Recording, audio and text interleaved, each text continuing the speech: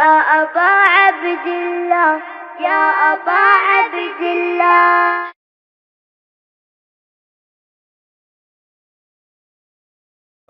يبلغ مدحته القائلون ولا يحصي نعماءه العادون ولا يعدي حقه المجتهدون الذي ليس لصفته حد محدود ولا نعت موجود ولا وقت معدود ولا أجل ممدود فطر الخلائق بقدرته ونشر الرياح برحمته والصلاة والسلام على الرسول المسدد المصطفى العمجد المحمود الأحمد سيدنا ومولانا ومولى الكونين جد الحسن والحسين عاني بالقاسم محمد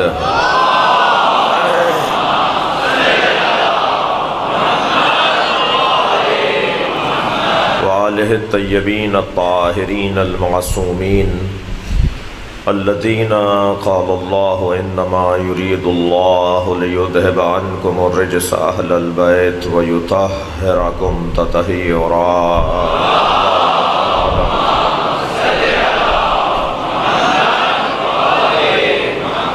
ولعنة الله على أعدائهم أجمعين من يوم عداوتهم إلى قيام يوم الدين. أما بعد، قال الحكيم في قرآن الكريم بسم الله الرحمن الرحيم وقال ربكم ادعوني استجب لكم ان الذين يستكبرون عن عبادتي سيدخلون جهنم داخرين.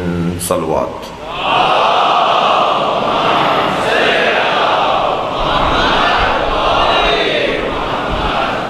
بانی مجلس اعزا انجمن حاضہ کے اور حاضرین کے مرحومین کی مغفرت کے لیے بلندتر صلوات میں.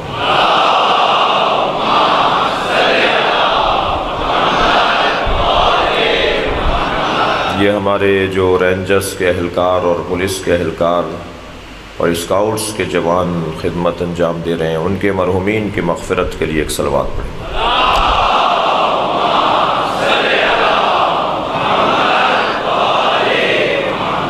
سورہ مبارکہ غافر، سورہ مبارکہ المومن کی 60ویں آیت. پروردگار عالم اپنے اس کلام میں اپنے حبیب سے مخاطب ہے، اپنے نبی سے، اپنے پیارے سے مخاطب ہے، اپنے محبوب سے مخاطب ہے، بلکہ یوں کہوں کہ اللہ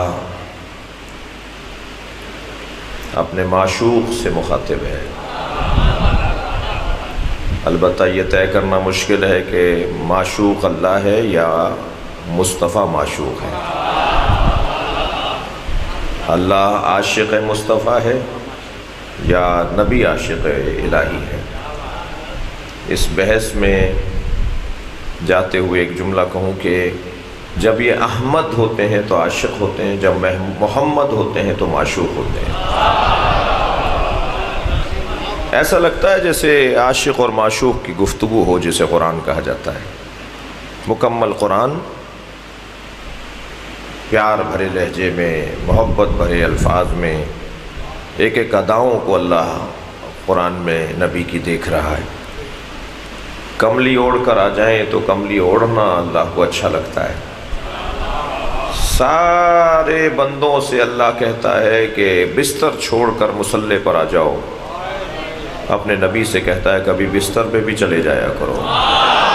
صلوات پڑھیں گے محمد و آل محمد.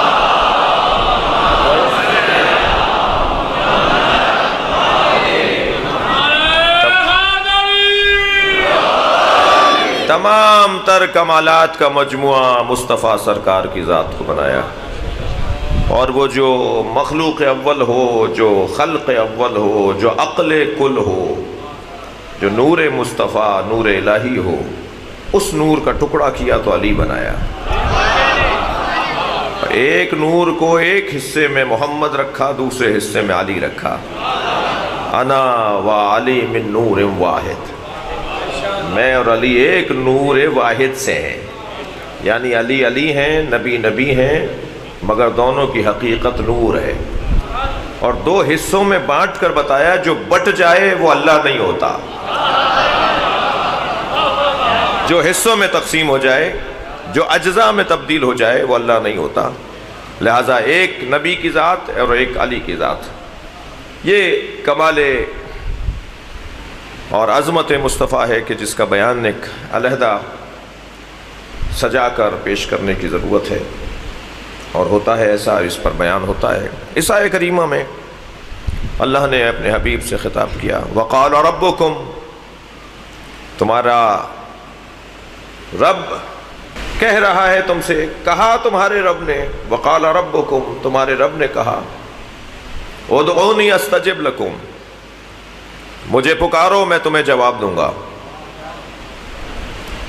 ان الذین یستکبرون عن عبادتی، اور جو لوگ میری عبادت سے غرور کرتے ہیں، تکبر کرتے ہیں اور میری عبادت نہیں کرتے بربنائے غرور، سیدخلون جہنم داخرین، بہت جلد انہیں ذلیل کر کے جہنم میں ڈالا جائے گا.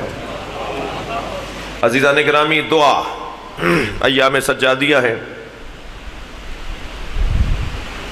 پنجتن کے آخری فرد کو حسین مولا کہتے ہیں، اور تسعۃ من ولد الحسین، 9 امام بتصدق حسین امام بنے. جب میرے مولا امام جعفر صادق علیہ السلام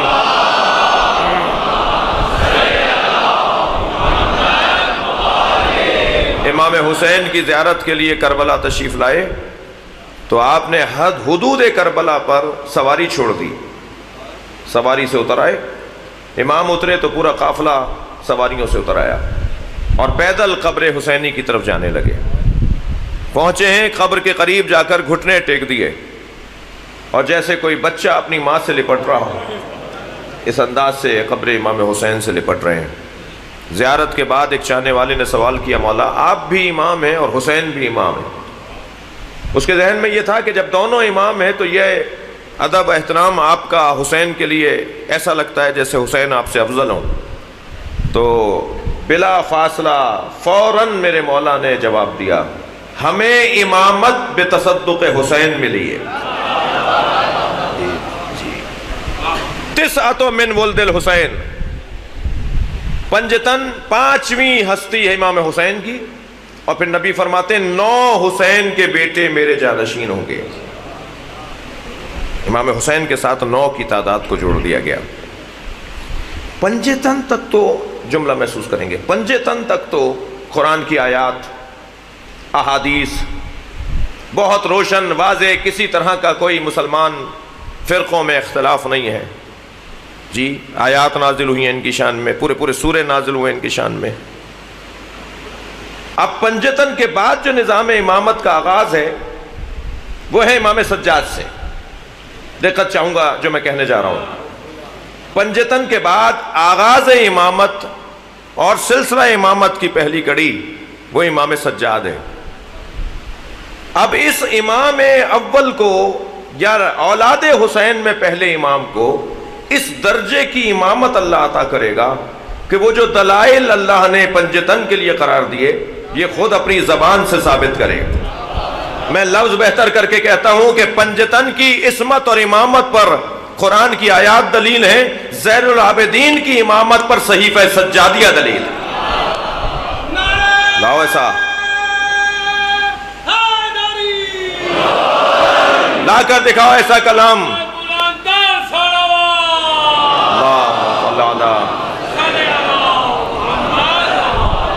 آپ اگر مکہ المکرمہ جائیں، مدینہ منورہ جائیں تو وہاں کے کتاب فروشیوں پر اور وہاں کے جو بک اسٹالز ہیں ان پہ جا کر آپ کہیں کہ ہمیں صحیفہ کاملہ چاہیے، وہ آپ سے پوچھے گا علی بن الحسین کیا صحیفہ کاملہ؟ باقاعدہ امام کی یہ دعاؤں کا مجموعہ. کبھی انشاءاللہ آئندہ کی مجالس میں بات صحیفہ کاملہ شناسی پر ہونی چاہیے. ہمیں توفیق حاصل ہوئی تھی ایک اشرا نشتر پارک کا جو چھپ بھی گیا ہے وہ نہج البلاغہ شناسی پر. خود نہج البلاغہ میں کیا ہے، مولا کون سے مضامین پر نہج البلاغہ میں فرماتے ہیں. بولتے ہیں، علی کے پسندیدہ مضامین کیا ہیں؟ اہل مجلس، اہل دقت بیٹھے ہوئے ہیں، بعض خطبہ کے پسندیدہ مضامین رہے ہیں۔ حافظ کفایت صاحب معراج بہت اچھی پڑھتے تھے، اظہر حسن زیدی صاحب مباہلہ بہت اچھا پڑھتے تھے۔ مصرع پکار کے بتاتا ہے کہ غالب کا مصرع ہے یا انیس کا مصرع ہے۔ ہر خطیب اور ہر ادیب کا اسلوب پکار کر بتاتا ہے کہ یہ کلام کس کا ہے۔ خود اسلوب شناسی، یہ ضرورت نہ ہو کہ یہ بتایا جائے کہ یہ قرآن کی آیت ہے، آیت پکار کے بتائے کہ آیت ہے، حدیث پکار کر بتائے کہ یہ حدیث ہے، جی کلام پکار کر بتائے۔ مثلاً علامہ مجلسی کا انداز، علامہ مجلسی سے اگر کہا جائے کہ معراج لکھیے تو وہ حدیثوں کو جمع کر دیں گے۔ آیت اللہ محمد حسین طباطبائی سے کہا جائے کہ معراج پر بات کیجئے تو وہ فلسفی نگاہ سے اور فلسفیانہ انداز سے معراج کو بیان کریں گے۔ مثال کے طور پر فرض کیجئے آیت اللہ مرتضیٰ عسکری سے کہا جائے کہ معراج بیان کیجئے تو وہ تاریخ کے اعتبار سے معراج کو بیان کریں گے۔ تو ہر عالم کا، ہر خطیب کا، ہر شاعر کا ایک اسلوب ہوا کرتا ہے، اور اسلوب سے پہچانا جاتا ہے کہ یہ کون ہے۔ یہ خاص اسلوب، یہ خاص انداز ہی سیرت کہلاتی ہے۔ سیرت کا مطلب یہ ہے کہ خاص انداز کی زندگی۔ ہمیں کہا گیا نبی کی زندگی پر عمل کرو، اہل بیت کی زندگی کو اپنے لیے نمونہ عمل بناؤ۔ تو خاص انداز سیر کو، گزرنے کو، چلنے کو سیرت کہا جاتا ہے۔ جی اسلوب شناسی۔ مولا علی سے اگر کوئی پوچھے مولا آپ کا پسندیدہ مضمون کیا ہے، تو مولا کا جو پسندیدہ ترین مضمون ہے وہ مرتضیٰ مطہری صاحب نے اور آیت اللہ مکارشم شیرازی نے، ان لوگوں نے لکھے 7 مضامین ایسے ہیں جو مولا علی کو انتہا پر پسند ہیں، یعنی علی چاہتے ہیں اس موضوع پہ بات کرنا۔ میرا مضمون اس وقت وہ نہیں ہے، لیکن بات آئی ہے تو میں کہہ رہا ہوں 7 مضامین ایسے ہیں جنہیں علی دل سے، جن پہ علی بولتے ہیں، یعنی علی کی تمام تر، میرے مولا کی تمام تر خطبات اور خطوط کا محور وہ ان میں سے کوئی ایک مضمون ہوتا ہے۔ ان میں سے ایک مضمون کی طرف اشارہ کر دیتا ہوں۔ علی مولا جس مضمون پر بہت اچھا بولتے ہیں وہ ہے دنیا شناسی۔ علی دنیا کے بارے میں کہ دنیا کیا ہے اور کیسی ہے، سب سے اچھا بیان اگر تاریخ میں کسی بھی نبی یا اوصیاء الہی کے اندر کسی کا کامل ترین اگر بیان ہے تو وہ مولا علی کا ہے۔ ہم امام بارگاہ میں جوتیاں اتار کے بیٹھے ہیں نا، سب جوتیاں اتار کر آئے نا باہر، بولیے۔ ہم مسجد میں جوتیاں اتار کے جاتے ہیں نا، مسجد میں جوتیاں اتار کے جاتے ہیں نا۔ علی نے جوتیوں کا نام رکھا ہے، علی نے جوتیوں کا نام دنیا رکھا ہے۔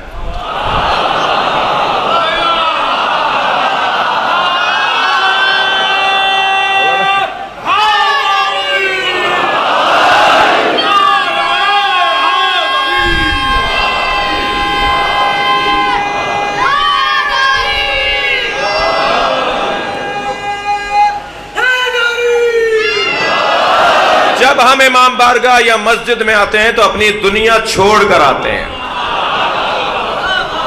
جب دنیا ہی لے کر نہیں آئے تو لڑائیاں کس بات کی ہیں؟ صلوات پڑھیں گے محمد و آل محمد۔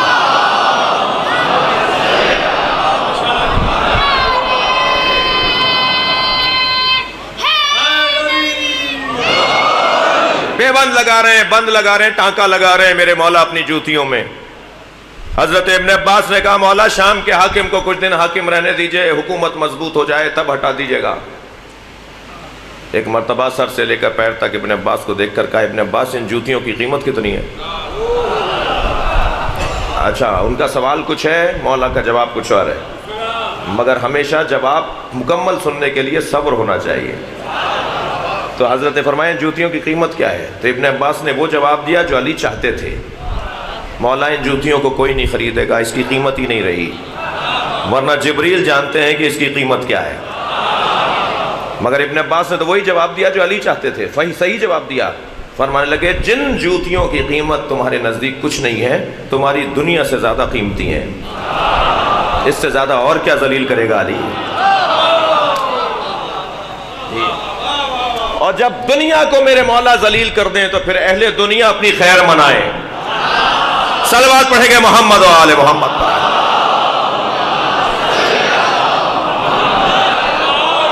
خبردار خبردار میرے بچوں جوانوں، بڑی گاڑی میں بیٹھنا، مہنگے گھر میں رہنا دنیا داری نہیں ہے جی۔ اچھے کپڑے پہننا، اللہ نے دیے پہنو، اللہ نے کہا کیا یہ دنیا کافروں کے لیے بنائی ہے؟ پورا خطبہ میرے مولا کا دنیا کی تعریف میں بھی ہے۔ جب مولا ہی کے سامنے ایک شخص نے دنیا کی مذمت کرنا شروع کی، اچھا یہ دیکھ لیا کریں کہ بول کون رہا ہے۔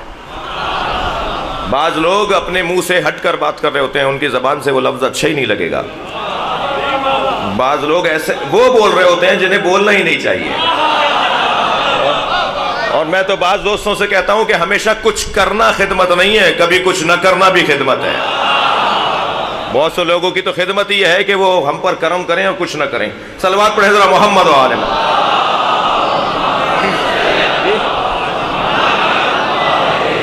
اب ایک شخص مولا کے سامنے بیٹھ کر دنیا کی مذمت کر رہا ہے، علی کے سامنے بات کرنا چاہ رہا ہے، تو میرے مولا نے فرمایا کیا جانا ہے تم نے دنیا کو؟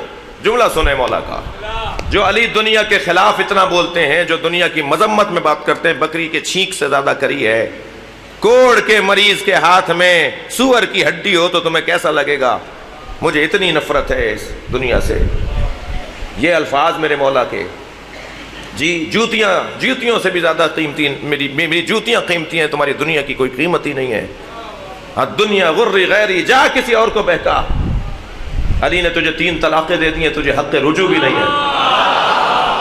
اس لب و لہجے میں بات کرنے والا علی اب مولا کے سامنے بات کوئی کر رہا ہے دنیا کی مذمت میں۔ حضرت نے اسے پہلے دیکھا، حضرت نے فرمایا تم دنیا کو کیا جانتے ہو؟ دنیا نہ ہوتی تو عبادت کی جگہ کہاں ہوتی؟ دنیا نہ ہوتی تو اللہ کی بارگاہ میں حاضری کا موقع کہاں سے ملتا؟ اپنے آپ کو تولنے اور ناپنے کی جگہ ہی تو دنیا ہے۔ اب مولا نے دوسرا پہلو دکھایا دنیا کا، کہ دنیا کی تعریف اور دنیا کا جو مثبت پہلو ہے۔ تو عزیزو، اللہ نے دنیا کافروں کے لیے نہیں بنائی ہے کہ وہی عیش کریں، وہی آرام کریں۔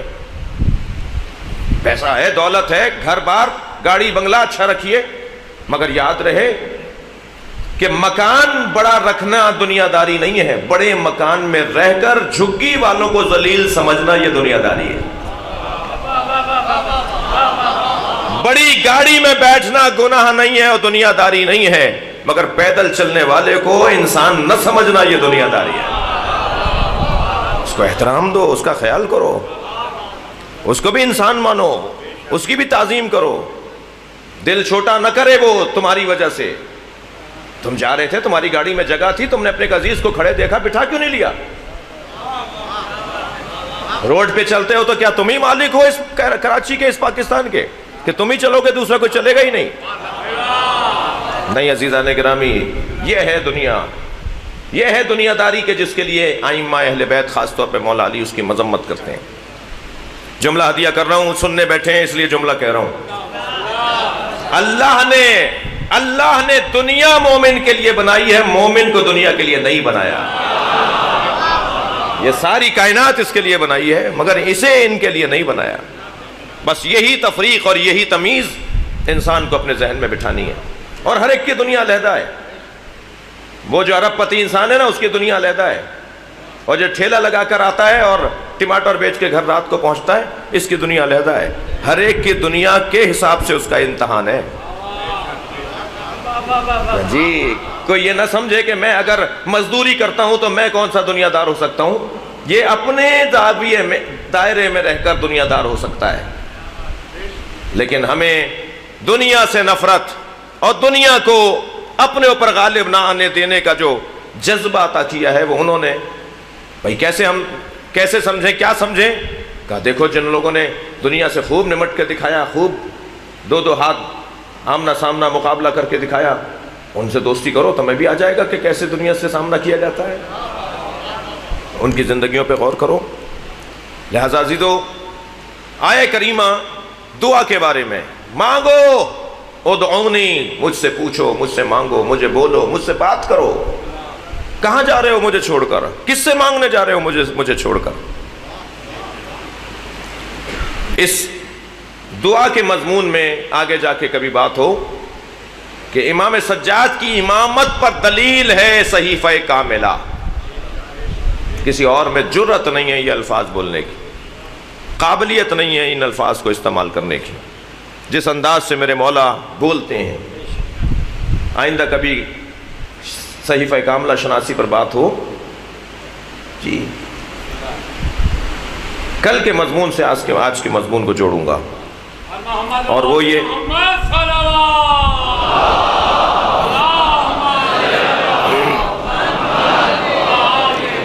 دعا اگر مانگنی ہے، اللہ سے اگر بات کرنی ہے، تو پھر تقدیر کیا ہے؟ اگر اللہ سے بات کرنی ہے تو قضائے قدر پروردگار کیا ہے؟ اگر اللہ سے بات کرنی ہے تو پھر یہ جبر اور اختیار کا کیا مطلب ہے؟ اللہ نے ہمیں یہاں پیدا کر دیا جہاں ہم آج نہیں چاہ رہے کہ ہمیں یہاں آنا چاہیے تھا، ہمیں فلاں ماں باپ کے گھر میں کیوں نہیں پیدا کیا؟ یہ جو نظام جبر اور اختیار کا نظام ہے، یہ جو قضاء و قدر کا نظام ہے، اس کے ساتھ کیا دعا کا تصادم ہے؟ یہ ہے کل سے اور آج کی گفتگو۔ کیا یہ جو اللہ نے نظام قضاء و قدر قرار دیا، تکوین و تشریع کو قرار دیا، جبر و اختیار کو قرار دیا، یہ دعا کے ساتھ تصادم رکھتا ہے؟ نہیں عزیزان گرامی، میں اپنے کم سن ساتھیوں کے لیے آج ایک اور پیغام۔ کل ہم نے ایک بحث کی اور بہت سنگین بحث ہوئی، اس معنی میں سنگین ہوئی کہ کم سن بچوں کو روشن کرنے کے لیے، بات روشن کرنے کے لیے مثالوں کا سہارا ضروری ہوتا ہے۔ ایک لفظ استعمال ہوتا ہے قضا، ایک لفظ استعمال ہوتا ہے قدر جی۔ قضا کا مطلب ہے حکم حتمی، ایک فیصلہ آپ استعمال کرتے ہیں، ہم یہ لفظ استعمال کرتے ہیں، ہمارے یہاں کا یہ لفظ ہے، اس لیے اس کی تشریح کر رہا ہوں۔ قضا یعنی حکم۔ اب اگر اللہ کا حکم ہوگا تو کہا جائے گا قضا ربک کا، تمہارے رب کا حتمی حکم ہے۔ ہمارے یہاں کے ججز جو فیصلہ سناتے ہیں تو اسے کہتے ہیں قضاوت۔ قاضی کو قاضی بھی اسی لیے کہتے ہیں کہ وہ حکم سناتا ہے، قاضی حکم سنانے والا۔ قضا یعنی حکم، قضا حکم، اور قدر اس حکم پر عمل درآمد۔ یہ طے کر لیا کہ مجلس ہونی ہے، یہ ہے قضا، کیسے ہونی ہے یہ ہے قدر جی۔ قضا اور قدر کے الفاظ پر اور تھوڑا سا غور کریں گے۔ اللہ نے مجھے پیدا کیا ہے، آپ کو پیدا کیا ہے، یہ ہے قضاء الہی۔ مارے گا، یہ ہے قضاء الہی۔ اس دنیا میں کیسے رہیں گے، یہ ہے قدر پروردگار۔ اللہ نے دو آنکھیں یہاں رکھی ہیں، گدی میں نہیں رکھی، یہ ہے قضاء الہی۔ مگر ان آنکھوں سے کیا دیکھنا ہے اور کیا نہیں دیکھنا، یہ ہے قدر۔ اور قضا کا لفظ ایک اور لفظ کے ساتھ آج جوڑ رہا ہوں آج کی مجلس کے لیے، اور وہ ہے تکوین۔ اور قدر کے لفظ کے ساتھ ایک اور لفظ جوڑ رہا ہوں آج کی مجلس میں، وہ ہے تشریع۔ جیسے آپ نے قضاء و قدر کے مطالب کو جانا، ایسے ہی تکوین اور تشریع کے لفظوں کو بھی جاننے کی ضرورت ہے۔ تکوین یعنی قضاء الہی، اللہ نے زمین بنائی، آسمان بنایا، آپ کو بنایا، مجھے بنایا، یہ تکویناً ہمیں اللہ نے قرار دیا ہے۔ 5 انگلیاں ہیں، 5 انگلیوں میں 14 پوروے ہیں۔ ہمارا جو پیر ہے اس کے درمیان ایک نشیب ہے، بالکل اونٹ کی طرح سپاٹ پیر نہیں ہے ہمارا۔ اور میرے مولا امام جعفر صادق علیہ السلام ارشاد فرماتے ہیں کہ اگر ہمارے پیروں کے اندر وہ نشیب نہ ہوتا، ہمارے پیروں کے اندر وہ ایک جیسا پیر جو نہیں ہے، اگر ایسا نہ ہوتا تو امام فرما رہے ہیں 2 پیروں پر انسان نہیں چل سکتا تھا، اس کو پھر 4 پیروں کی ضرورت پڑتی۔ ایک جیسے پیر اگر ہوتے، بیچ میں نشیب رکھ دیا تاکہ وہ 2 پیروں کا کام، ابھی آپ ذرا غور تو کریں، 2 پیروں پر اپنے آپ کو بیلنس رکھنا ہے، چلنا ہے۔ کھڑا کیجئے کسی کو، کسی بھی چیز کو، اس سٹینڈ کو ذرا دو چیزوں پہ کھڑا کیجئے۔ یہ جو کیمروں کے سٹینڈ رکھے نا، کوئی بھی ایک نہیں ہے، کوئی ایک بھی نہیں ہے جو 3 سے کم پہ کھڑا ہو۔ 2 پہ کھڑا کر کے دکھائیے اسے، یہ کیسے بیلنس کرے گا 2 پر؟ ہماری بنائی ہوئی 2 پیروں کی چیزیں بیلنس نہیں کر پا رہی، یہ اللہ کا بنایا ہوا کیسے بیلنس کر رہا ہے؟ یہ اللہ کا کام کیسے بنایا ہے اس نے؟ اور پھر صرف ہم پیروں پہ ہی نہیں چلتے، یہ جو 2 کان باہر نکلے ہوئے ہیں نا، یہ سننے کے لیے جہاں ہیں، وہاں یہ بیلنس کے لیے بھی ہیں۔ ڈاکٹر حضرات کچھ دیر کے لیے مجھے معاف کر دیں گے، وہ کہیں گے ہماری وادی میں آ گئے، مولانا کا تو کام ہی نہیں تھا یہ والی باتیں کرنا، تو بہک بھی سکتے ہیں، لہٰذا اس وادی میں آنا ہی نہیں چاہیے تھا۔ مجھے میڈیکل کے باب میں بات کرنے کا تو حق نہیں ہے، مگر مولا علی کے قول کی تشریح کا تو حق ہے۔ اعجبوا لہذا الانسان، اعجبوا لہذا الانسان، مجھے اس انسان کی خلقت پر تعجب ہے۔ یتکلم بلحم، علی بول رہے ہیں، یہ گوشت کے لوتھڑے سے بولتا ہے۔ میرے مولا، میں نے غلام محمد میڈیکل کالج ابھی ہے اور اندونگیا سکھر والا، اس میں ڈاکٹروں سے خطاب کر رہا تھا، سارے ڈاکٹر بیٹھے تھے۔ اب ہم نے سوچا بھائی ڈاکٹروں سے خطاب کرنا ہے تو بات بھی کوئی ایسی کریں جو ڈاکٹروں کے مطلب کی ہو، تو وہ سارے اقوال جو بدن سے متعلق ائمہ کے ہیں وہ کچھ ہم نے جمع کیے، سارے تو نہیں، کچھ جمع کیے، اور ان کو وہاں یوم حسین تھا یا یوم مصطفیٰ تھا، اس میں جا کے بیان کر دیا۔ تو آپ یقین جانیے جو نتیجہ نکلا وہ اللہ کا کرم ہے ہمارے اوپر۔ ایک ہندو ڈاکٹر کہنے لگا یہ قول علی کا کہاں لکھا ہوا ہے؟ جب وہ بات پوری ہو گئی، میں سنا رہا ہوں ابھی آپ کو، تو میں نے کہا جی نہج البلاغہ میں۔ نہج البلاغہ کتنی سال پرانی ہے؟ میں نے کہا جی 1000 سال پہلے سید رضی نے جمع کیا تھا سارے خطبات کو اور خطوط کو، 1000 سال پرانی تو تالیف ہے یہ۔ خطبہ مولا علی کا ہے، خطوط مولا علی کے 1400 سال پرانے ہیں۔ کہنے لگے آج علی کی محبت میں اضافہ ہو گیا۔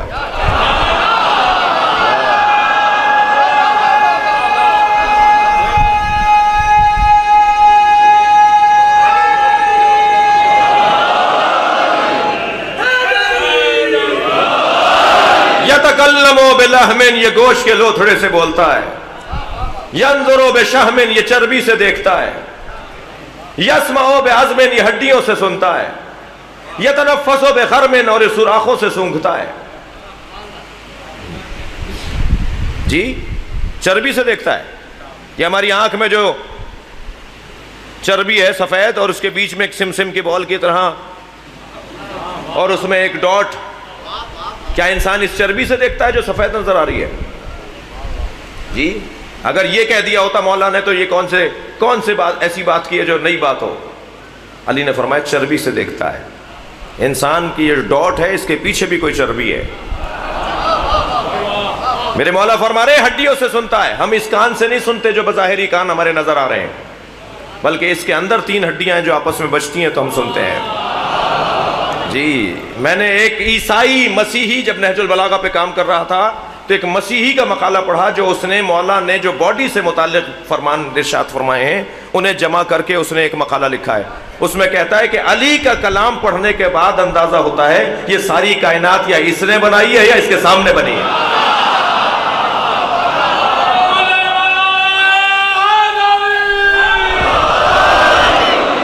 توجہ کر رہے ہیں؟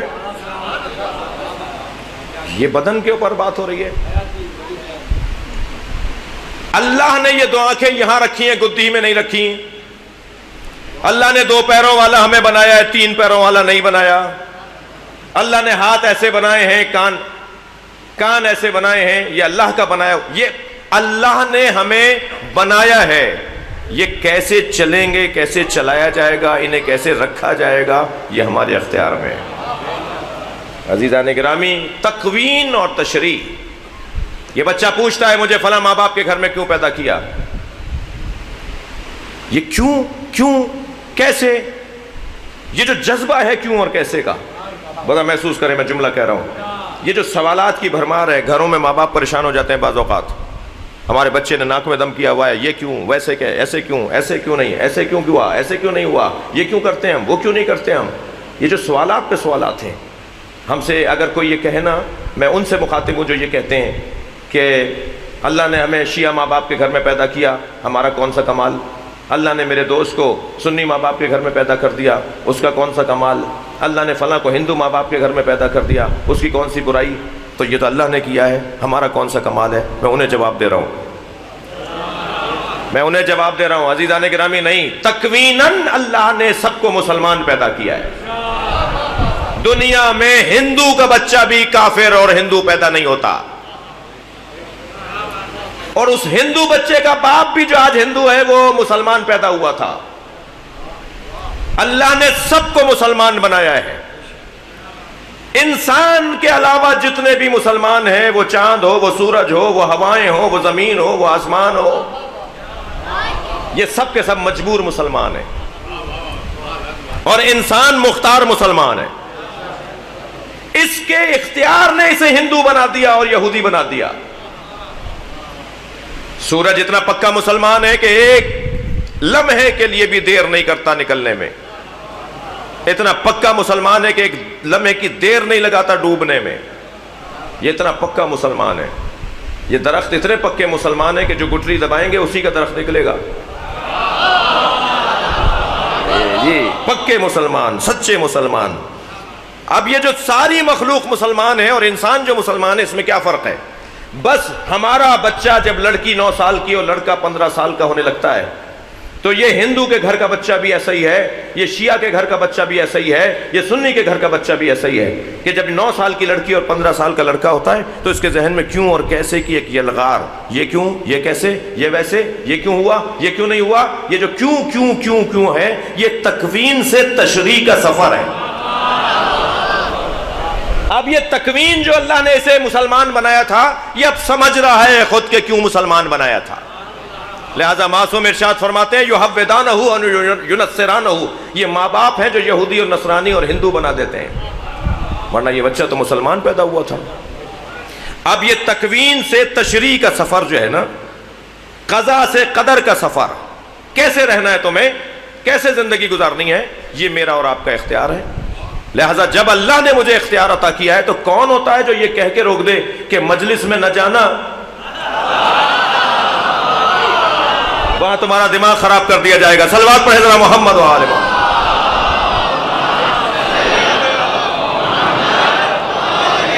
اور میں ایسے لوگوں سے بھی مخاطب ہوں، خبردار، آپ کے روکنے سے کوئی رکنے والا نہیں ہے، خوشبو خود پھیل کر پہنچتی ہے۔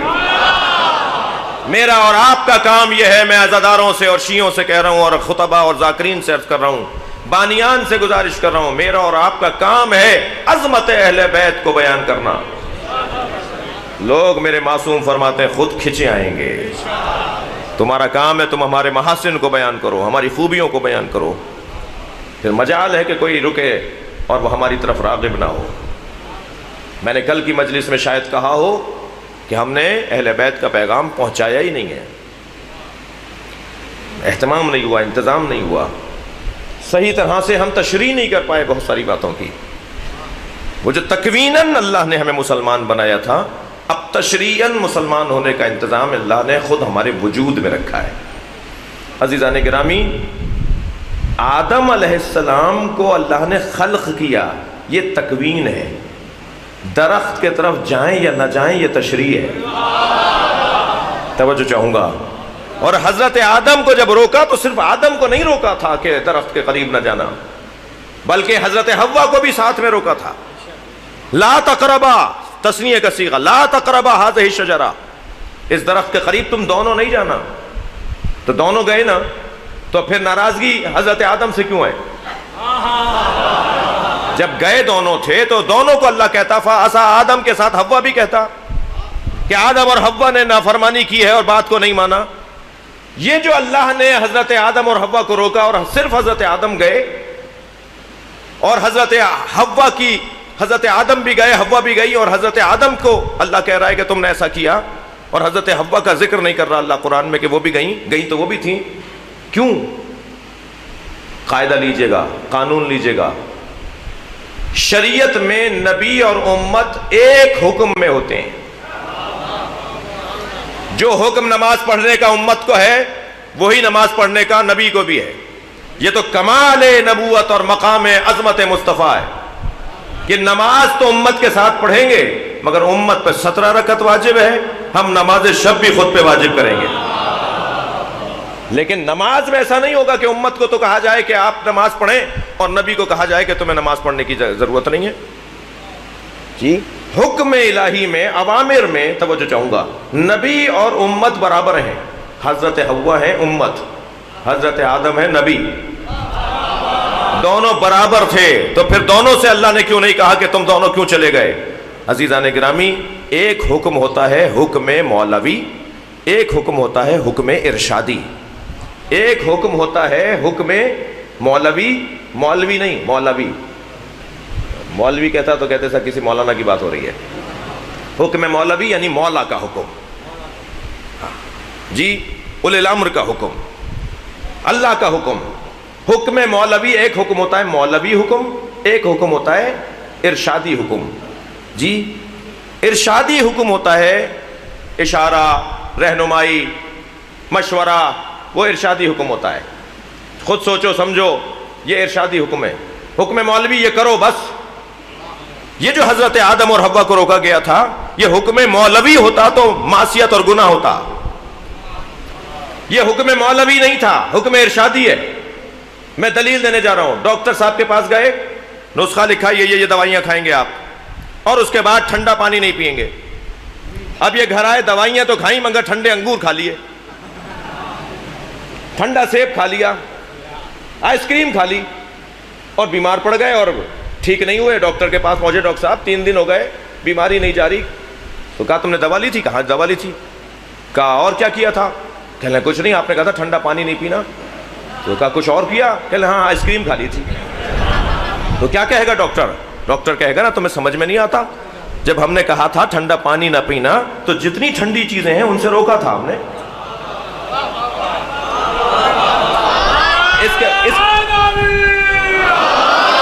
یہ حکم ارشادی ہے. عزیزان گرامی اور مثال بہتر کرتا ہوں. جعفر طیار کے چاراہ کے اوپر، سہامنے والے چوراہ پر ایک آئس کریم والے کی دکان ہے. مجھے نہیں پتا، ویسے ہی بول رہا ہوں. ہے ایک آئس کریم، آج تو اس کی ساری ختم ہو جائیں گی. جی ہاں، آئس کریم والے کی دکان ہے. میرے ساتھ جو ہے یہ فرض کیجئے، یہ مولانا یاور صاحب تو میرے ساتھ ہیں. فرض کیجئے جناب ارشد بھائی ہمارے ساتھ تھے. تو انہوں نے آئس کریم کھانا شروع کی اور ہم بھی اترے گاڑی سے اسی ابا قبا کے ساتھ. ہم نے کہا جی ہمیں بھی آئس کریم دے دو، اور ہم وہاں کھڑے ہو کر آئس کریم کھا رہے تھے. جو گزر رہا تھا کہہ رہے تھے مولانا آئس کریم کھا رہے ہیں. جو گزر رہا تھا کہنے لگا مولانا آئس کریم کھا رہے ہیں. کسی کو ارشد بھائی نظر نہیں آئے؟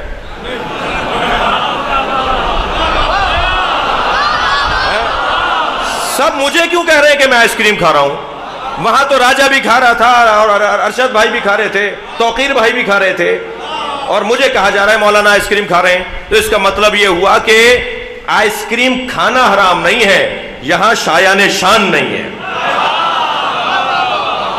کہ ایک عالم دین، ایک مولوی مثال کے طور پر، اگر میں طالب علم بھی ہو جاؤں تو اللہ مجھ پہ کرم کرے گا، مثلا شایان شان نہیں ہے.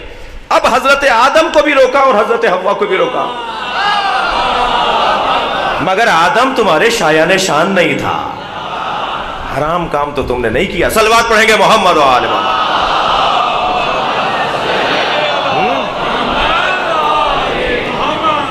درخت کے قریب نہ جانا یہ قدر الہی اور تشریع کا مسئلہ. عزیزان گرامی، جملہ ہدیہ کر رہا ہوں. ولائی سماعتیں رکھنے والے اندر اور باہر بڑی تعداد میں بیٹھے ہوئے ہیں. جو اپنے وجود پر اتنا قابو پالے، جملہ اور بہتر کرتا ہوں، جسے روکا جائے کہ درخت کے قریب نہ جاؤ اور وہ چلا جائے، اور کسی کو روکا نہ جائے کہ گندم نہ کھانا اور وہ ساری زندگی گندم کو ہاتھ نہ لگائے.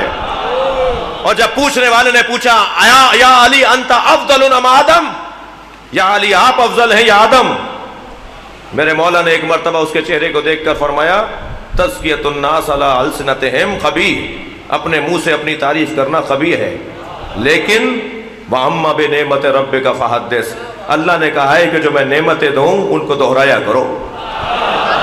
تو میں اللہ کی ایک نعمت کو دہرا رہا ہوں. اے ساسا ابن سوہان، میں آدم سے افضل ہوں. تو حضرت ساسا ابن سوہان نے کہا لماذا، کیسے آپ آدم سے افضل ہیں؟ فرمایا انہیں گندم سے روکا تھا، وہ گندم کے قریب چلے گئے، مجھے تو روکا بھی نہیں تھا اور کبھی میں نے گندم کو ہاتھ نہیں لگایا. نعرہ تکبیر، نعرہ رسالت، جو حیدر کراری ہے وہ کل کا مددگاری ہے، اس سے ہمیں بھی پیاری ہے. او نعرہ علی، نعرہ علی،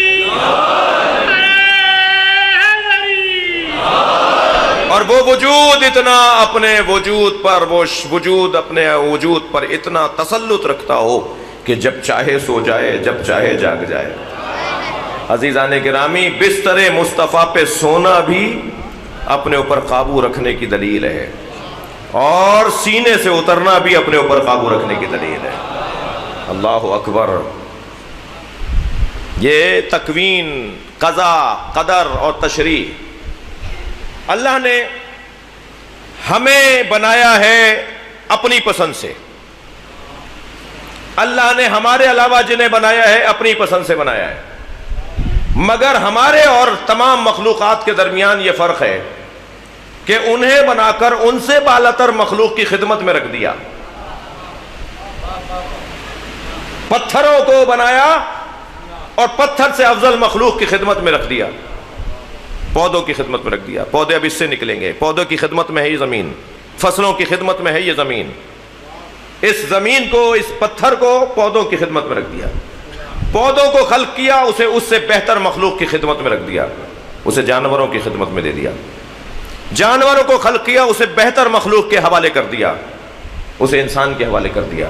مگر عزیزان گرامی، ہمیں بنانے کے بعد وہ کس کے حوالے کرے؟ یہ ہے وہ تقدیر، یہ ہے وہ تشریح کا موضوع۔ ہمیں بنانے کے بعد اس نے ہمیں پودوں کے حوالے نہیں کیا ہے۔ لہذا بھائی سے زمین کی وجہ سے اگر جھگڑا کر رہا ہو تو یہ اپنے سے کمتر کی طرف جا رہا ہے، بالاتر کی طرف نہیں جا رہا۔ اگر بھائی سے فلیٹ پر لڑ رہا ہو اور بھائی پر مقدمہ کر رہا ہو ایک فلیٹ اور ایک مکان کے چکر میں، تو یہ اپنے سے کمتر کا سفر کر رہا ہے، اپنے سے بالاتر کا سفر نہیں کر رہا۔ عزیزان گرامی، اللہ نے ہمیں بنا کر کمتر کے حوالے نہیں کیا، اللہ نے ہمیں بنا کر کہاں کیا ہے، کس کو دیا ہے، کس کے حوالے کیا ہے۔ بس یہ مدعا اگر میرا روشن ہو جائے تو میری مجلس کا آج کا مضمون روشن ہو جائے گا۔ اللہ نے ہمیں بنا کر پتھروں، پودوں، مکانات، گھر، زمینیں، گاڑیاں، ان کے حوالے نہیں کیا، اللہ نے ہمیں بنا کر ہمارے حوالے کر دیا۔ پاکستان کے وزیر تعلیم سے ملاقات ہوئی، صوبائی وزیر تعلیم سے ملاقات رہی، اس دور کے بھی، پچھلے دوروں کے بھی۔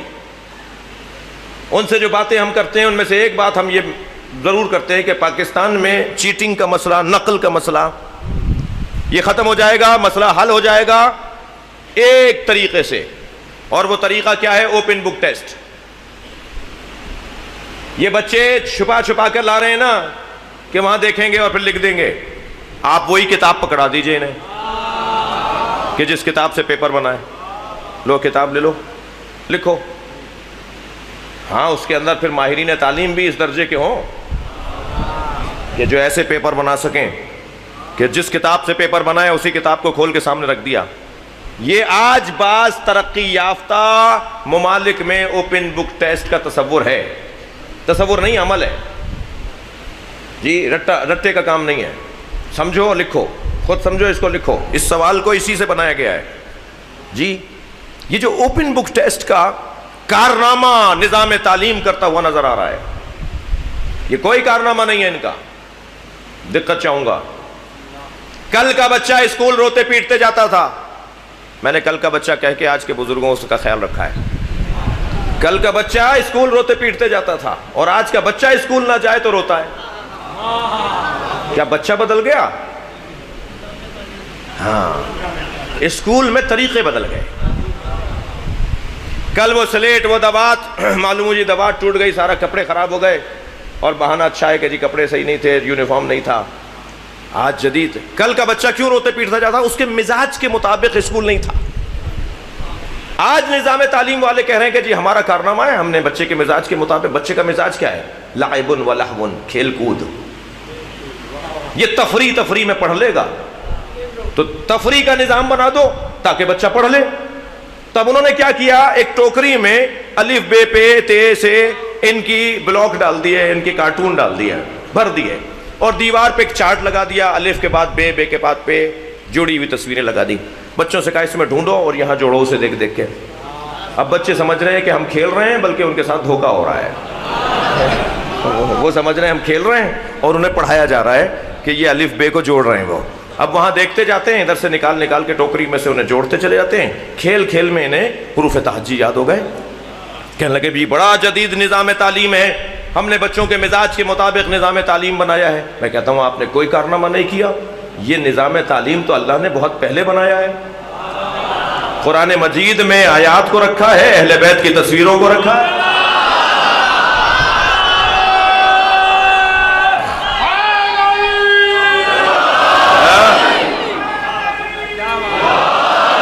تم ان آیات کو دیکھتے رہو.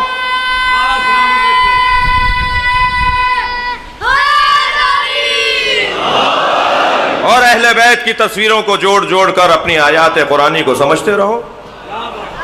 اور ایسے ہی یہ جو اوپن بک ٹیسٹ والا ہم سے زیادہ جدید دنیا ہے, وہ بھی کوئی کارنامہ آپ کا نہیں ہے. وہ کارنامہ آپ کا نہیں ہے, خالق کائنات اور خالق بشر نے یہ نظام رکھا ہے. انسان کو انسان کے حوالے کر دیا. یہ ہے اوپن بک ٹیسٹ. تم خود سنبھالو اپنے آپ. ایسی حسین آیتیں ساری حسین ہیں, مگر کچھ آیتوں کو فریم کروا کے لگوانے کی ضرورت ہے. پچھلے سال کی مجلس میں بھی ایک آیت میں نے سنائی تھی آپ. آج اس سال کی مجالس میں ایک آیت اور لے لیجئے, فریم کروا کے لگوائیے گھر میں. آتے جاتے ہمارے اوپر اثر کرے وہ آیت. یا ایھا الذین آمنوا علیکم انفسکم, اے صاحبان ایمان تمہیں تمہارے لیے بنایا گیا ہے. تمہیں تم پر فرض کیا گیا ہے. تم اپنے آپ کو سنبھالو بس. ساری دنیا کی فکر اس وقت اچھی لگے گی جب تم نے اپنے آپ کو قابو میں کر لیا ہو. تم اپنے آپ کو سنبھالو. سب کا خیال تو ہے, سب کے عیب اور ثواب تو مجھے نظر آ رہے ہیں, سب کی برائیاں اور سب کی خامیاں تو مجھے نظر آتی ہیں, مگر خود کو میں خود کے آئینے میں نہیں دیکھتا. اور جب میں خود کو خود کے آئینے میں دیکھوں گا تو پھر مجھے دوسروں سے زیادہ اپنی تکلیف لگ جائے گی. جی توجہ کر رہے ہیں آپ؟ انسان کو بنا کے انسان کے حوالے کر دیا. مجھے اپنے اوپر غور کرنا ہے. بس جتنا انسان اپنے اوپر غور کرتا چلا جائے گا تو پھر دوسرا مرحلہ آئے گا کہ اب انسان کو کس کے حوالے ہونا چاہیے. جی میں اپنے اوپر غور کروں. میرے مولا فرما رہے دروں میں, صحراؤں میں, بیابانوں میں اور بڑے بڑے پہاڑوں پر جا کر اللہ کو نہیں ڈھونڈو, اپنے اوپر غور کرو. تم بہت بڑے لوگ ہو, تم بہت بڑا وجود رکھتے ہو, اپنی قدر پہچانو, اپنے آپ کو جانو. اللہ نے تمہیں بہت بڑا مقام دیا ہے. تم 6 فٹ کے نہیں ہو, ساری کائنات تمہارے اندر سما دی ہے. وہ جو پوری دنیا میں ہواؤں کا نظام ہے, تمہارے اندر تنفس کا نظام ہے. جو وہاں پہاڑوں کے ذریعے زمین کو ٹھہرایا ہوا ہے, تمہارے یہاں ہڈیوں کے ذریعے تمہیں ٹھہرایا ہوا ہے. جو وہاں فصلوں کا نظام ہے, تمہارے اندر بالوں کا نظام ہے. وہاں جو چاند سورج کا نظام ہے, تمہارے اندر آنکھوں کا نظام ہے. وہاں جو دریاؤں کا نظام ہے, تمہارے اندر خون کی روانی کا نظام ہے. وہ جو ساری کائنات میں تھا وہ تمہارے اندر ہے. تم کہاں ڈھونڈنے نکل گئے؟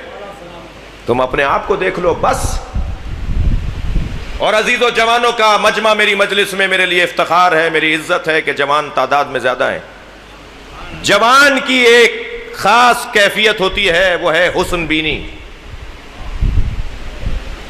آئینے کے سامنے کھڑا ہونا, ہیئر اسٹائل, ڈیزائن, فیشن, یہ جوانوں کی زندگی کا حصہ ہے. جوان کی بات کر رہا ہوں, لڑکے لڑکی کی بات نہیں کر رہا. اور اگر یہ جوانی کا تقاضا ہے تو یہ فطری ہے, اور فطری ہے تو اللہ نے بنایا ہے. اور جب اللہ بنائے گا تو نظام بھی وہی دے گا. اللہ نے بھوک کا جذبہ دیا ہے تو وہ بچے کے پیدا ہونے سے پہلے کھانے کا انتظام کرتا ہے, غذا کا انتظام کرتا ہے. اللہ نے اگر پیاس کا جذبہ دیا ہے تو اللہ ہی پانی کا انتظام کرے گا. اللہ نے اگر سانس لینے کی صلاحیت دی ہے تو ہوا کو بنائے گا. اللہ خود انتظام کرے گا. اگر یہ حسن بینی فطری ہے تو پھر یہ اللہ کا بنایا ہوا ہے. جملہ ہدیہ کروں گا. اور فطریات, پیاس فطرت, بھوک فطرت, جنسی تسکین فطرت, حسن بینی فطرت, جو فطریات ہیں, جب فطریات بے لگام ہونے لگیں,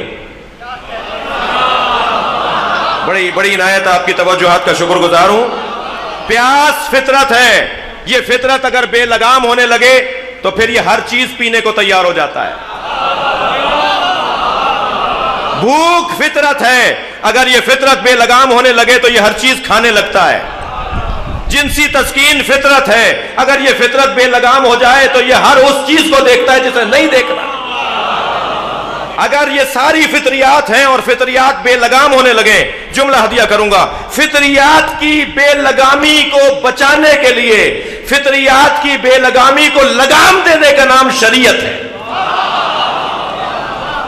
یہ حرام ہے، یہ ناجائز ہے، اس کے کھانے سے یہ ہو جائے گا۔ صلوات پڑھیں گے محمد و آل محمد۔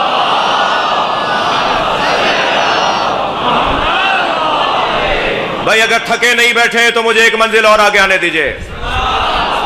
حضرت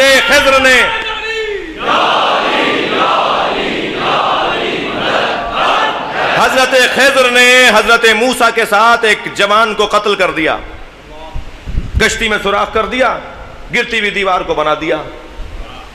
حضرت موسیٰ ساتھ چلنا چاہ رہے تھے تو حضرت خضر نے فرمایا لن تستطیع معی صبرا، آپ صبر نہیں کر پائیں گے میرے ساتھ رہنے میں۔ فرمایا نہیں میں صبر کروں گا۔ کہا چلیے، چلے تو کشتی میں سوراخ کر دیا۔ انہوں نے کہا یہ آپ نے کیا کیا؟ ایک آدمی کی، ایک مالک کی کشتی کو آپ نے عیبدار بنا دیا۔ فرمایا میں نے کہا تھا نا تمہیں صبر نہیں ہے۔ کہا نہیں اب نہیں پوچھوں گا۔ جی کچھ اور آگے بڑھے تو ایک دیوار گر رہی تھی، کہا میرے ساتھ دو، گرتی ہوئی دیوار کو اور تعمیر کر کے اسے جو گر گیا تھی اس کو ٹھیک کر دیا، سیدھا کر دیا۔ کہا یہ کس کی تھی؟ کہ میں نے آپ سے کہا تھا نا کہ آپ میں صبر نہیں ہے۔ کہ نہیں اچھا اب نہیں پوچھوں گا۔ آگے چلے تو ایک جوان کو مار دیا، قتل کر دیا۔ توجہ چاہوں گا۔ کہا آپ نے ایک آدمی مار دیا؟ فرمایا اب میں تمہیں ساتھ نہیں رکھوں گا، اب اس سے زیادہ تم میرے ساتھ نہیں چل سکتے۔ تو میں بتا دیتا ہوں کہ میں نے کشتی میں کیوں سوراخ کیا، دیوار کیوں بنائی اور یہ لڑکا کیوں مارا میں نے۔ وہ حضرت خضر نے حضرت موسیٰ کو بتا دیا۔ لڑکا کیوں مارا، جوان کیوں مارا؟ فرمایا یہ بڑا ہو کر ماں باپ کا نافرمان ہوتا اور یہ گناہوں میں مبتلا ہوتا تو ہم اسے اس مرحلے تک نہیں جانے دے رہے۔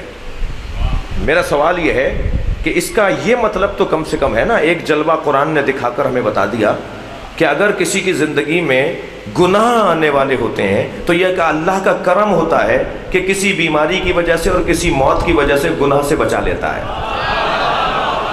جی یہ اس بات پہ اور غور کیجئے گا، میں نے صرف اشارہ کیا ہے۔ میرا سوال یہاں پر یہ ہے، شریعت کا جملہ میں نے کہا ہے، میرا سوال یہ ہے کہ اس نے ابھی گناہ کیا تو نہیں تھا۔ میرے مولا علی نے جب دیکھا ابن ملجم کو فرمایا یہ میرا قاتل ہے۔ چاہنے والوں نے کہا مولا مار دے، فرمایا گناہ ہی نہیں کیا ابھی اس نے مجھے مارا ہی نہیں ہے تو کیسے مار دو گے؟ جرم سے پہلے سزا کیسے دے دو گے؟ میرا سوال یہ ہے، بڑی محنت کے بعد جملہ کہنے جا رہا ہوں، جتنی میری فہم ہے، جتنا میری سوچ ہے، میں اس کے مطابق بات کر رہا ہوں۔ میرا سوال یہ ہے، وہاں گناہ نہیں کیا تھا، حضرت خضر نے مار دیا، اسے کہتے ہیں ولایت، اسے کہتے ہیں ولایت۔ یہاں گناہ نہیں کیا تھا اور پھر بھی مولا علی نے کہا نہیں مارنا اس لیے کہ گناہ نہیں کیا ہے۔ بس جملہ کہنے دیجئے، خضر بھی اللہ کا نمائندہ، اللہ کا ولی ہے، علی بھی اللہ کا ولی ہے، دونوں میں فرق یہ ہے ایک ولایت کو استعمال کرتا ہے، ایک شریعت کو استعمال کرتا ہے۔ صلوات پڑھیں گے محمد و آل محمد۔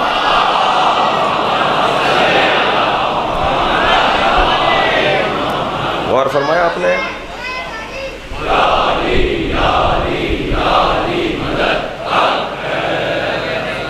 دیر ہو گئی ہے تھوڑی سی۔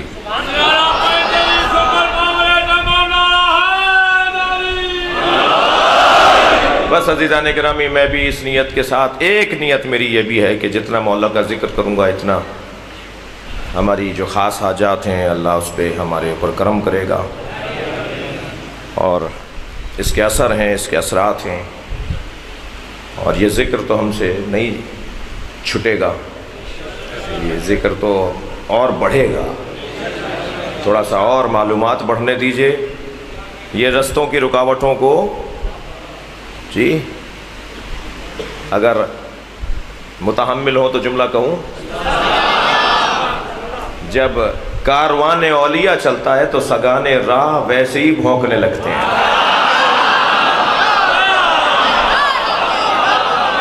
لہذا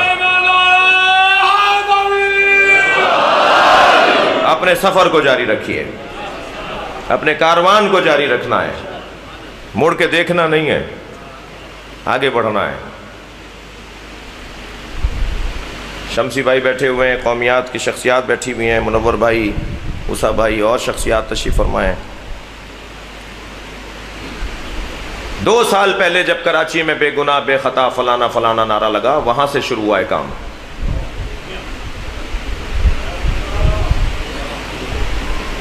پھر 6 مہینے پہلے جناب زہرا کو کہا گیا کہ خطا پڑھیں، وہاں سے کام شروع ہوا ہے. پھر کہا گیا حضرت ابو طالب معظم بن نار ہیں، معاذ اللہ دوزخ میں ہیں اور کافر تھے معاذ اللہ، وہاں سے بات آگے بڑھی ہے. آپ سے زیادہ مجھے اس وقت کوئی اور سن رہا ہے.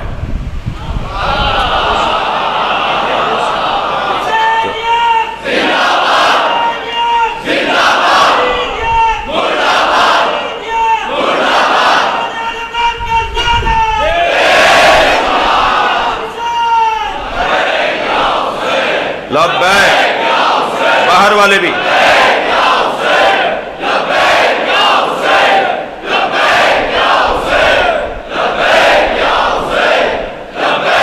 بلند تر صلوات پڑھیں گے محمد و آل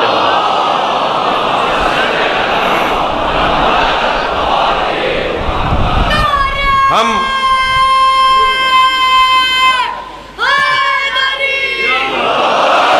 ہم اپنے یہاں موجود غیر ذمہ داروں کے پشت پر نہیں کھڑے. ہم فرد کو قربان کر سکتے ہیں، ملت کو قربان نہیں کر سکتے. جو غیر ذمہ دار خطیب یا ذاکر یا بیان کرنے والے علماء، کوئی بھی غیر ذمہ دار ہو، ہم اس کے ساتھ نہیں کھڑے، اور نہ آپ کو راضی کرنے کے لیے ایسا بول رہے ہیں. پہلے تو آپ اپنا تعارف کروائیے کہ آپ کو کس نے یہ پاور دیا ہے کہ جس کو چاہے مسلمان بولیں اور جس کو چاہے کافر بولتے ہیں. آپ ہیں کون؟ ہم تو آپ پر ابھی تک مطمئن نہیں ہیں. اگر کوئی اتھارٹی ہے تو وہ ہم ہیں، اگر کوئی پاور رکھتا ہے تو وہ ہم ہیں، اس لیے کہ ہم ان سے جڑے ہوئے ہیں جہاں قرآن اترا ہے. ہم وہاں جڑے ہوئے ہیں کہ جہاں زبان چسائی ہے نبی نے اپنے بچوں کو. لہذا آپ کون ہیں جو آپ طے کریں گے؟ اچھا ہم تو طے نہیں کریں گے، آپ کون ہیں جو طے کریں گے؟ میں اداروں کو متوجہ کر رہا ہوں، کسی طرح کا دعویٰ نہیں رکھتا لیکن غیر ذمہ دار بھی نہیں ہوں. الحمدللہ پاکستان میں کوئی سنی شیعہ کا مسئلہ نہیں ہے. غیر ذمہ دار اگر یہاں پائے گئے ہیں تو غیر ذمہ دار ہر مکتب اور مسلک میں پائے گئے ہیں. سب کے کلپس موجود ہیں، سب کا ریکارڈ موجود ہے. اس بنیاد کے اوپر ماحول خراب کرنے کی اجازت نہ دیجیے. اور عزیزان گرامی توجہ کیجئے، پاکستان ایک ایسے موڑ پر آ کر کھڑا ہوا ہے جہاں اسے ترقی نظر آ رہی ہے. پاکستان چینج اور بلاک کی طرف ہے، چینج آف بلاک کی طرف ہے، نئے دوستوں کی تلاش میں. جب 4 پرانے دوستوں میں 5واں نیا دوست آ رہا ہوتا ہے تو 4 کے دل چھوٹے ہو رہے ہوتے ہیں. پاکستان کے پرانے دوستوں کے دل چھوٹے ہو رہے ہیں. میں ملت جعفریہ کی طرف سے، پاکستانیوں کی طرف سے، سنیوں کی طرف سے، شیعوں کی طرف سے عرض کروں گا کہ پرانے دوستوں سے دشمنی تو نہیں ہو رہی نئی دوستوں کو بنا کے. بنانے دیجئے نئے دوستوں کے ساتھ، رہنے دیجئے ہمیں، ہمارے ملک کو آگے بڑھنے دیجئے، پڑوسیوں کے ساتھ ہمیں جینے دیجئے، پڑوسیوں کے ساتھ ہمیں رہنے دیجئے. ایک عرب ملک کا سفیر روزانہ کی بنیادوں پر سیاستدانوں سے ملاقاتیں کر رہا ہے. میرا تو سوال اس کے بارے میں ہے کہ وہ کون ہے؟ نہیں، سنی بھی لڑے تو خوش نہیں ہونا ہے مجھے. شیعوں سے بات کر رہا ہوں. اگر سنی میں بھی اختلاف ہو رہا ہو یہ تکلیف کی بات ہے. وہ دونوں بھی مسلمان ہیں، وہ بھی نبی کا کلمہ پڑھتے ہیں. اور سنی شیعہ، میری بات سن لیجئے، میں بات پوری کروں تو اچھے نعرے لگائیے.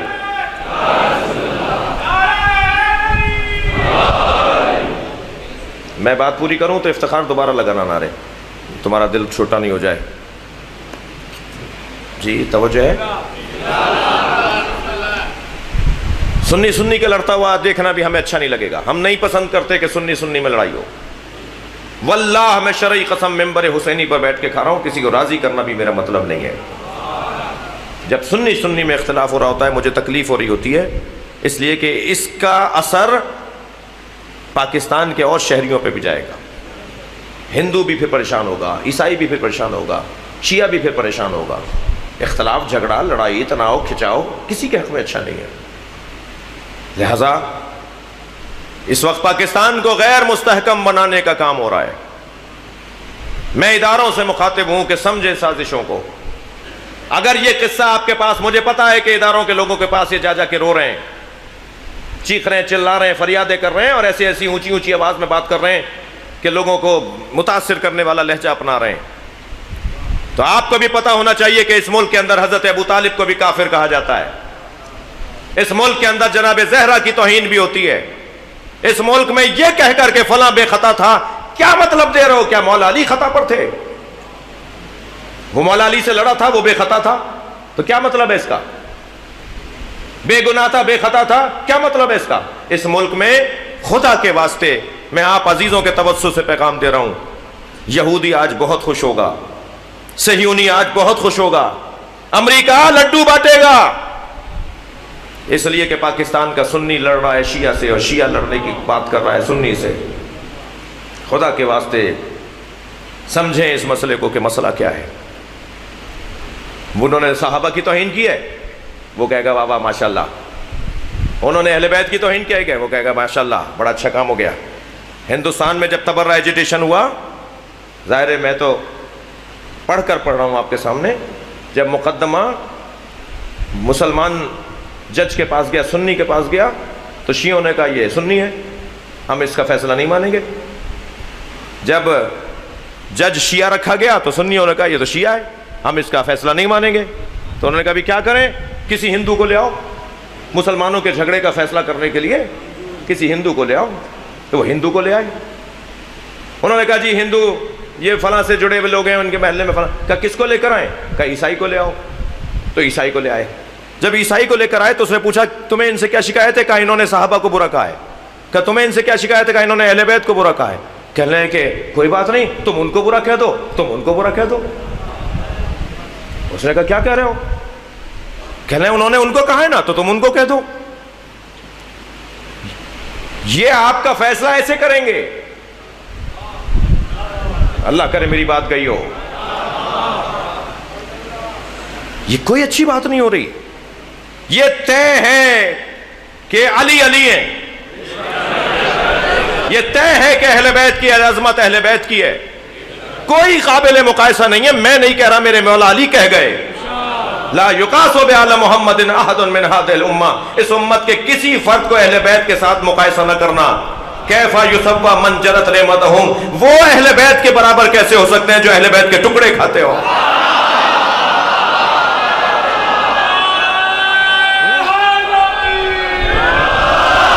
مگر خبردار،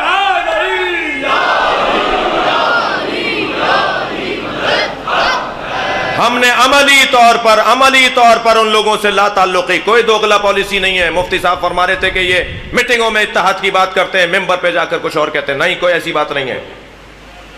سارے شیعہ برابر نہیں ہیں، شیعہ نما بھی ہیں، شیعہ بھی ہیں. اور پھر مجلسوں کے اندر اور جلوسوں کے اندر اور عزاداری کے اندر صرف شیعہ نہیں ہوتا، مگر ہم انہیں عزیز رکھتے ہیں جو آتے ہیں، اس لیے کہ میزبان ہمیں، شیعہ میزبان ہیں. جو غیر ذمہ دارانہ گفتگو کرنے والے لوگ ہیں، پیواڑ کی پہاڑی سے لے کے کراچی کے ساحل تک، ہم ان کے ساتھ نہیں کھڑے. ہم نے انہیں سمجھایا ہے، اب بھی سمجھا رہے ہیں، اب بھی ان سے رابطے کر رہے ہیں کہ وہ آئندہ احتیاط کریں اور ایسی باتیں نہ کریں. توجہ ہے؟ لیکن عزیزو، یہ والا اگر قصہ لیں گے کہ یہاں ایسا ہوا ہے تو وہاں بھی سب کچھ ہوا ہے. اس بنیاد پر اگر اچھا سنیں، میں کسی اور کو سنا رہا ہوں آپ کے ذریعے، سنیں، مجمع دکھا کے ہمیں روب میں نہیں لاؤ.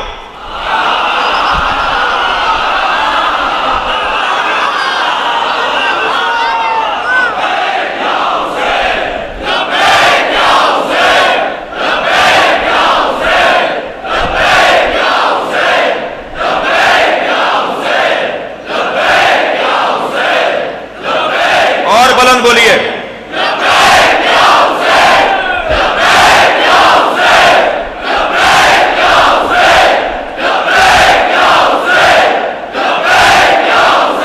بلند تر صلوات پڑھیں.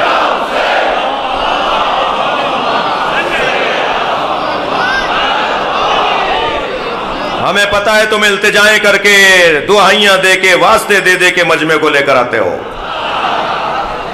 ہمیں تو مجمع روکنا مشکل ہو جاتا ہے. کوئی نے دعوت نامے نہیں دیے گئے جو مجلس میں آئے ہیں، اور ابھی چہلم کے جلوس موجود ہیں۔ میں الحمدللہ اس مزاج کا آدمی نہیں ہوں، سب کو سب جانتے ہیں، سنی بھائی میرے عزیز ہیں، میری جان ہے، میں سنیوں کے جاتا ہوں چلتا ہوں، میں خود سنی ہوں۔ یہ کیسے ہو سکتا ہے کوئی شیعہ اور وہ سنی نہ ہو؟ جی یہ ہو ہی نہیں سکتا۔ یہ باتیں شناخت کا ذریعہ تھیں، لڑائیوں کا ذریعہ نہیں تھیں۔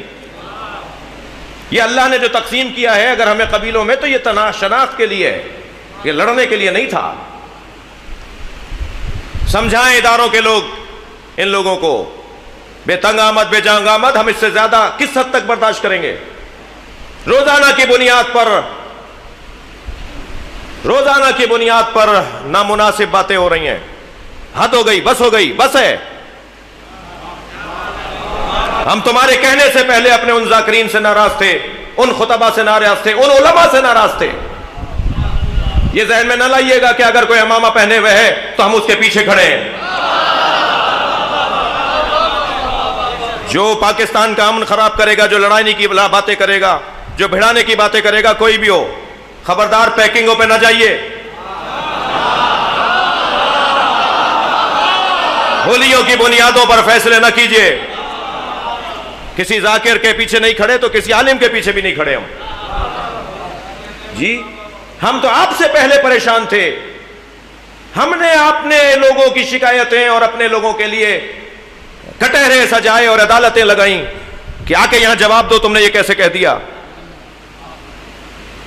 سوال یہ ہے کہ یہ سب جگہ ہوتا ہے، نہیں ہونا چاہیے، غلط ہوتا ہے، پسند نہیں کرتے، مگر یہ جو مسلسل بڑھاوا دیا جا رہا ہے، اور میں پورے پاکستان سے ایک ہفتے میں گھوم کر آیا ہوں، الحمدللہ پورا پاکستان کا سنی سمجھدار اور ہوشیار ہونے کو ثابت کر رہا ہے۔ مجھے کراچی کے اہل سنت سے بھی توقع ہے کہ ان لوگوں کے بہکاوے میں نہ آنا جنہوں نے پہلے بھی تمہارے علماء کو قتل کروا دیا۔ شیعوں کے اگر اس ملک میں 10,000 جنازے اٹھے، اور ایسے ایسے جنازے کے جن کا آج بیان ہمارے رونگٹے کھڑے کر دیتا ہے، ایسے بڑے بڑے نام، ایسے ایسے آسمان ہم نے زمین میں دبا دیے، ایسا سونا، زمین سے سونا نکالا جاتا ہے، ہم نے سونا زمین میں دفنایا ہے۔ نہ تمہارا اس میں بھلا ہے، نہ ہمارا، کسی کا بھی نہیں ہے، پاکستان کا نقصان ہے۔ خدا کے واسطے پاکستان کے ادارے، ریاستی ادارے، فوجی ادارے، حفاظتی ادارے، سلامتی کے ادارے، ان لوگوں کو سمجھائیں، زور کی بنیاد پہ، دھونس کی بنیاد پہ، مجموع کی بنیاد پہ بدتمیزیاں کر کے حد ہوتی ہے۔ 11 محرم سے لے کر اور آج 22 محرم ہے، 10 دن سے ہم دیکھ رہے ہیں، اور مسلسل جا کے تھک نہیں رہا ہوں سنیوں کے ہاں، سنی علماء کے ہاں، رابطے کر رہے ہیں ہمارے دوست، ہمارے ساتھی، میٹنگیں ہم کر رہے ہیں مسلسل، شخصیات بیٹھی ہیں، ہم سب جانتے ہیں کہ کسی طرح ماحول کو بہتر کیا جائے۔ میں توجہ دلاؤں گا کہ مسئلے کو بہتر کریں اور انہیں سمجھائیں، اور میں خود ان سے کہہ رہا ہوں، میں پھر کہہ رہا ہوں کہ کوئی دعویٰ نہیں ہے لیکن غیر ذمہ دار نہیں ہوں، ہم خود ان سے کہہ رہے ہیں کہ ہم خود پریشان ہیں، معاملات کو بہتر کریں گے، معاملات کو سنبھالیں گے، اپنے لوگوں کو سمجھا رہے ہیں، آئندہ تکرار نہیں ہوگی، آئندہ بہتر ہو جائے گا، اور ایسا پہلے بھی ہم پسند نہیں کرتے تھے، آئندہ بھی پسند نہیں کریں گے، لیکن آپ بھی ایک حد میں رہ کر اور ایک حد تک اپنا احتجاج ریکارڈ کروائیے، اپنی زبانوں کو بھی اپنے بعض لوگوں سے کہیے کہ آپ کے بعض لوگ اپنی زبانوں کو قابو میں رکھیں اور حد سے زیادہ نہ بڑھیں، ورنہ میں تو شاید صبر کر جاؤں گا۔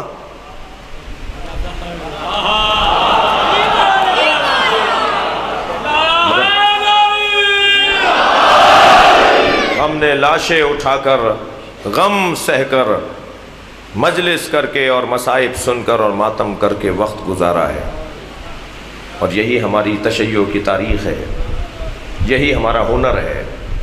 ایام عزا عربی زبان کا لفظ ہے، ایام یوم کی جمع، عزا عربی زبان کا لفظ ہے، تعزا یعدا، عزا یعنی صابرہ، ایام عزا یعنی ایام صابرہ، عربی کی کا ترجمہ کر رہا ہوں، ایام عزا یعنی ایام صبر۔ ہم ان ایام میں صبر ہی تو کرتے ہیں، ورنہ امام حسین کو مارنے والے اور ان مارنے والوں کے چاہنے والے ہمیں پسند نہیں ہے مگر ہم صبر کرتے ہیں۔ حضرت مختار نے فرمایا ایام ازاں آئیں تو اتنا حسین پہ رو کہ جو غصہ ہے نا، جو جذبہ ہے نا، وہ تمہارے سینے میں جمع ہوتا رہے، اور جب یہ غصہ، یہ جذبہ جمع ہو جائے تو مہدی کے انتظار پہ نکالنا، جب وہ ظہور کریں تو اس جذبے کو اس وقت نکالنا۔ تو ہم تو غصے جمع کر رہے ہیں اپنے آباء و اجداد سے کہ جب امام آئیں گے، جب امام کا ظہور ہوگا تو ہم اپنا غصہ نکالیں گے، اور غصہ کسی معصوم کی سرپرستی میں نکالنا ہی تو اطاعت و شیعت ہے۔ چلیے کچھ دیر کے لیے قافلہ کوفہ کی راہوں میں ہے۔ 15 محرم کو کوفہ چھوڑ چکا ہے قافلہ، مگر ابھی شام پہنچا نہیں ہے۔ ایام زینبیہ بھی ہیں، ایام سجادیہ بھی ہیں۔ کربلا سے جب چلے تھے نا تو چلے تو گئے مگر دل وہی چھوڑا ہے۔ اجرکم اللہ۔ ایک بیٹی تھی جو مڑ مڑ کے بابا کا لاشا دیکھ رہی تھی، ایک بہن تھی جو بھائی کو مڑ مڑ کر دیکھ رہی تھی، سنیں گے عزیزارو، اور ایک بیٹا تھا جب بابا کے لاشے پر آیا تو لاشا دیکھ کر حال متغیر ہونے لگا۔ یہ تو امام وقت ہے نا۔ جناب زینب نے دیکھا کہ زین العابدین کی روح پرواز کرنے کو آیا، تو میری بیوی نے خود کو سواری سے گرا دیا۔ جیسے ہی پھوپھی کو گرتے ہوئے دیکھا آگے بڑھے، سہارا دیا، فرمایا پھوپھی اماں یہ کیا ہوا؟ فرمایا پہلے تم بتاؤ تمہارا کیا حال ہے؟ فرمایا 2 قدم آگے آئیے اور بابا کا لاشا دیکھیے، اور پھر مجھ سے پوچھیے گا کہ میرا کیا حال ہے۔ اللہ کسی بہن کو بھائی کا ایسا لاشا نہ دکھایا۔ اجرکم اللہ، اجرکم اللہ۔ آپ کی آوازیں بلند ہیں، جب آپ بلند آواز سے روتے ہیں اہل بیت دعا دیتے ہیں۔ جناب زینب دوسری زائرہ ہیں امام حسین کی، جب آئی ہیں نا بھائی کے لاشے پہ تو بھائی کا لاشا پہچانا نہیں جا رہا تھا۔ مقتل کا سخت جملہ کہوں جو رونے آئے ہیں، اللہ آپ کو اجر و ثواب عطا فرمائے۔ جناب زینب سے امام حسین کا لاشا پہچانا نہیں جا رہا تھا، امام کی پسلیاں کمر سے نکل رہی تھی۔ اجرکم اللہ۔ آواز دے کر کہا انت اخی زینب، کیا تم ہی زینب کے بھائی حسین ہو؟ اور پھر مدینے کی طرف رخ کر کے کہا صلی اللہ علیہ یا رسول اللہ ملک السماء، اے نانا رسول، آسمان کے فرشتے آپ پر سلام کرتے ہیں۔ وہذا حسین، یہ ہے وہ آپ کا حسین، مرمل بالدماء، جو خاک اور خون میں غلطان ہو گیا، مسلوب الامامۃ والرداء، جس کا امامہ اتار کر لے گئے، جس کی ردا ابا اتار کر لے گئے، مقطع الاعضاء، جس کے اعضاء کو قطع کر دیا، اور پھر یہ کہہ کر آواز دی نانا و بناتک سبایا، نانا آپ کی بیٹیوں کو اسیر کر لیا۔ اجرکم اللہ، اجرکم اللہ۔ مجھے چند منزلیں لینی ہیں، ایام رونے کے ہیں، گریے کے ہیں، پرسے کے ہیں، مجھے کوئی جلدی نہیں ہے، چند منزلیں مجھے گزارنے دیجئے۔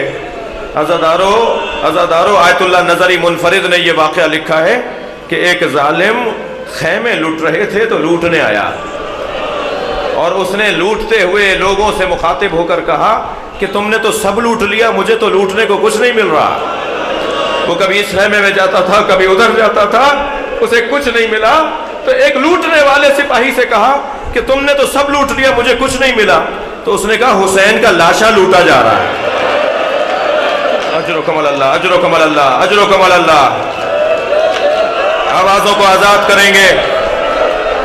وہ کہتا ہے میں جب حسین کے لاشے پر پہنچا تو حسین کا بدن بھی لوٹا جا چکا تھا، حسین کا بدن بھی لوٹا جا چکا تھا۔